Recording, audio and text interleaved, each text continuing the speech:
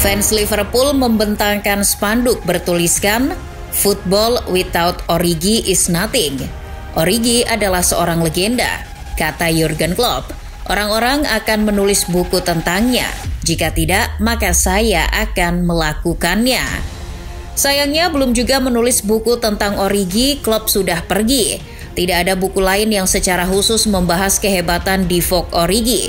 Menjadi legenda? Tentu berlebihan. Origi toh sudah tidak lagi di Liverpool.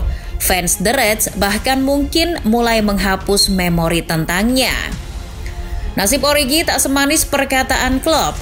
Alih-alih terus meroket sampai pada titik layak disebut legenda, Origi terjungkal dan terlempar jauh dari garis edar. Keputusannya untuk membela AC Milan ternyata jalan ninja yang keliru ditempuh. Disebut-sebut jadi pelapis Oliver Giroud, nasibnya malah semrawut. Origi tak dipakai lagi, ia dibuang ke tim bocil AC Milan. Siapa yang membuangnya? Tiada lain adalah Zlatan Ibrahimovic. Bagaimana kisah pemain yang dulu disebut pembeda di Liverpool ini menjadi pemain pertama yang menjadi korban kebrutalan Zlatan? Mari membuka pintu ceritanya. Namun sebelum itu jangan lupa subscribe dan nyalakan loncengnya agar tidak ketinggalan kisah pemain tak terlacak lainnya di Starting 11 Story. Kita atau sebagian dari kita mengenal Divock Origi bukan sebagai pemain utama. Ia pelapis, pemain yang sering duduk di bangku cadangan ketimbang turun sebagai starter. Origi bukan pilihan utama dan bukan sungai gol Liverpool. Lebih sering memulai pertandingan dari bangku cadangan, Origi punya kelebihan waktu untuk mengamati jalannya pertandingan. Oleh karena itu, saat Jurgen Klopp menurunkannya, Origi bisa langsung memberi dampak, menjadi seorang super sub. Origi acap kali menciptakan momen tak terduga. Misalnya di perjalanan Liverpool merengkuh gelar Liga Champions 2018-2019.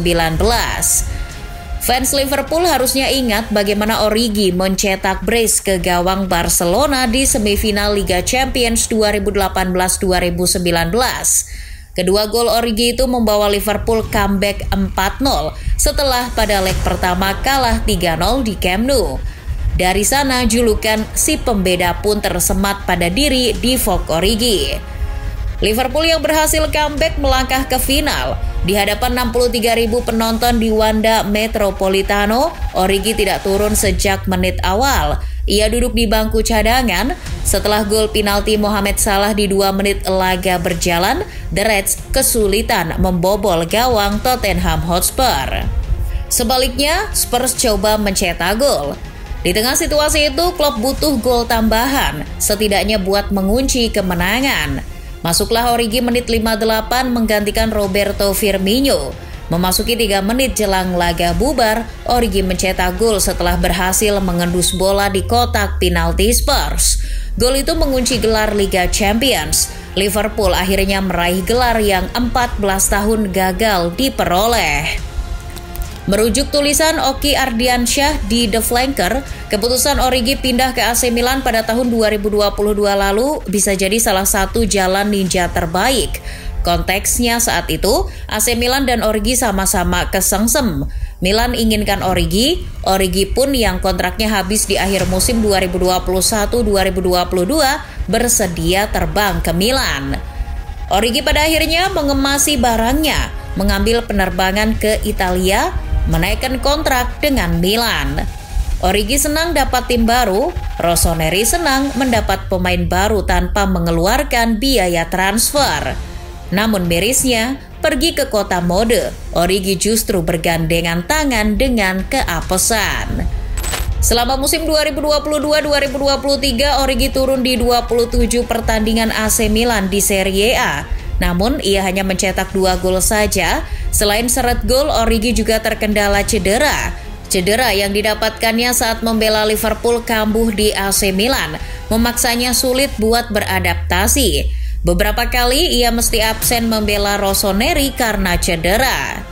Total selama musim 2022-2023 merujuk Transfermarkt, Origi turun di 36 laga AC Milan secara keseluruhan. Namun, tidak ada gol lain selain 1 golnya ke gawang Monza dan 1 golnya ke gawang Sassuolo kala menghadapi 2 tim itu di Serie A. Origi pun akhirnya dipulangkan ke Inggris. Tidak, bukan ke Liverpool, melainkan Nottingham Forest. Forest yang bermain di Liga Inggris musim 2023-2024 meminjam Origi. Malangnya, kembali berlaga di Premier League justru nasib Origi kian amblas. Betul bahwa ia turun di 20 laga Premier League bersama Forest, namun tak ada satupun gol yang dicetak. Merujuk Polsport, masalahnya soal adaptasi. Origi kurang bisa menyesuaikan sistem yang berbeda dengan sistem yang diterapkan Jurgen Klopp. Kekurangan arahan yang taktikal juga mempengaruhi performanya di atas lapangan. Sedang di tim lain, baik itu Forest maupun Milan, kepercayaan kepadanya berkurang. Hal-hal itu bikin potensi Origi tak keluar. Tingkat kepercayaan dirinya pun melemah. Hasilnya itu tadi, Origi kian terperosok. Tim seperti Nottingham Forest saja hanya memakainya semusim. Sekembalinya ke Milan, Origi seperti terjun ke liang kuburannya sendiri. Sudah jatuh tertimpa beton. Setelah musim yang buruk bersama Forest, Origi harus bertemu sosok temperamental yang jadi petinggi Rossoneri.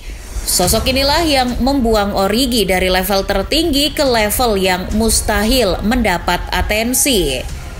Beberapa bulan sebelum musim 2024-2025 bergulir, sebuah kejutan datang dari mantan pemain AC Milan, Zlatan Ibrahimovic, kembali.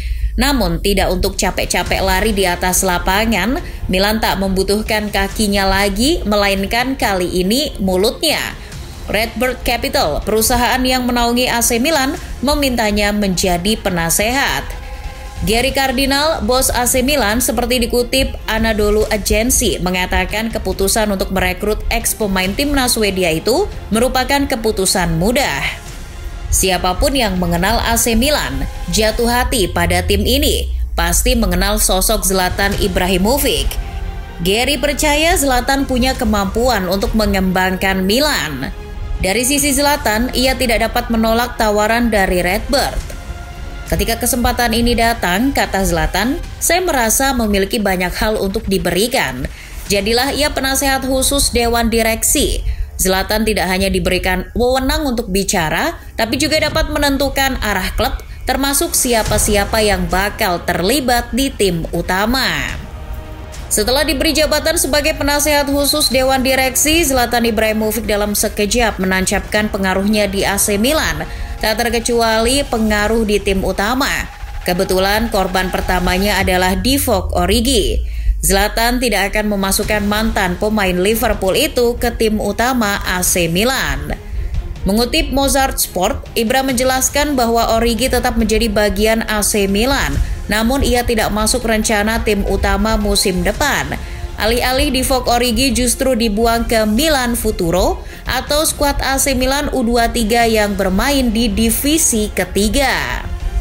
Pernyataan itu dikatakannya berbarengan dengan peresmian Paulo Fonseca sebagai pelatih baru Il Diavolo Rosso. Ini menjadi ironis karena Origi adalah salah satu pemain dengan gaji tertinggi di AC Milan. Gajinya 4 juta euro per tahun. Mungkin gaji dan performa yang tidak seiringan menjadi alasan mengapa Ibra tak memasukkan Origi ke skuad utama. Lebih dari itu, ini menjadi semacam sinyal bahwa Origi mungkin akan dilepas pada akhir musim depan. Selain Origi, Zlatan Ibrahimovic juga membuang Fode Ballo-Touré ke tim U23. Duh, Ibra baru dapat jabatan sudah main buang-buang pemain gitu ya. Ngeri nih.